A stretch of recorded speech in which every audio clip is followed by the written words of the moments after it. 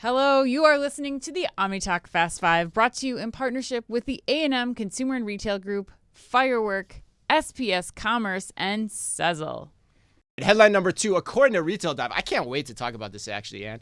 Kohl's also reported this week that Q4 net sales fell 7.2%. Thank you. I appreciate year over year to $5.8 billion, with comparable sales down 6.6%. And gross margins contracted also a whopping 1,116 basis points, falling to 23% overall. That's a big drop. But perhaps most interesting, new CEO Tom Kingsbury said that the company is also reevaluating its pricing strategy. Quote, "We know that our promotional strategy at times can be a disadvantage to Kohl's when compared to our competitors' price-focused strategies. We will test everyday value pricing with a small percentage of our product assortment and, if successful, grow it appropriately in subsequent years. We fully recognize the sensitivities around pricing with our customers and will approach this with great measure and flexibility." End quote. That was CEO Tom Kingsbury. And yes.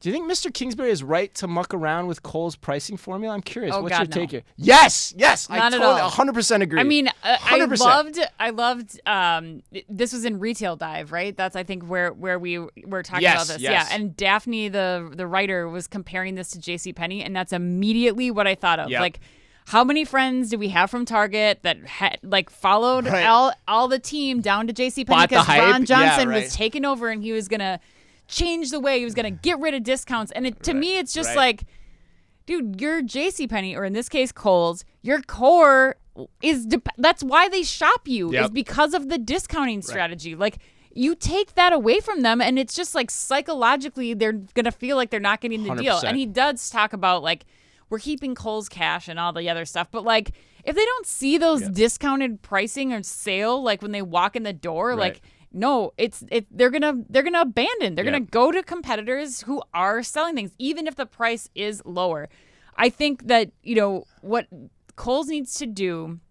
Oh, you're gonna go to Kohl's needs to do. I do. I'm gonna do that too. Actually, I think the smart thing that he talks about is their investments in inventory management, creating a more convenient shopping experience, like all of these things that they can do, including the Sephora. Like, he talks about expanding Sephora to as many stores as possible. Yeah. Which is the absolute smart thing to do.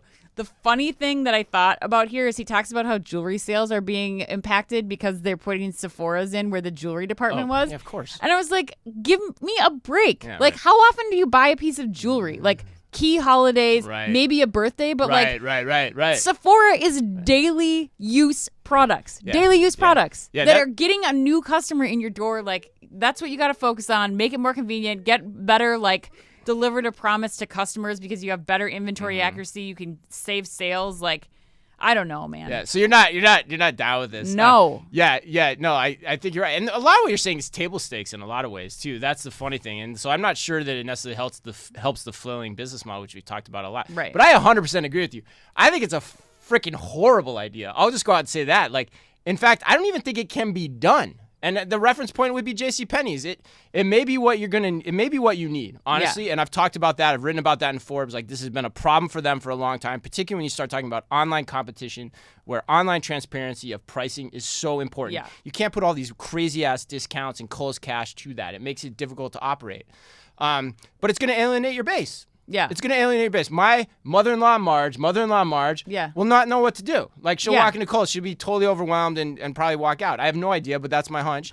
And so you're not going to be able to sustain it given the loss of your core customer. Yeah. The smarter move, and I've said this for 5 or 6 years now, the smarter move would be for Kohl's to develop a new brand or a new store concept that it can be doing that leverages the economies of scales that other upstarts can't do. So you talk about things like the product sourcing it has under their label, the marketing, the back office activities, all those things, and the aim of that new concept should be to disrupt Kohl's itself, to create a better version of the department store. So here's an idea: make a smaller version of Target, make a better, smaller version of Target with better price transparency. My question for you, Ann, is why the hell haven't we seen an Amazon go inside of Kohl's? I don't know. What is preventing that? Amazon can't get physical stores right, which we're going to talk about in the next headline. Right. Kohl's can't seem to get out of its own way on anything. You've already got the relationship with returns. Why the hell hasn't that happened? I don't know. Like, that's so easy to do. I don't know. So easy to do. Yeah, it would. And yeah, it makes sense, especially again, like it's another convenience factor that could bring in a new customer that cares about that wants that convenience. And they have how many locations? You do that test in like a few stores. And here's the other thing. But changing your pricing strategy, terrible move.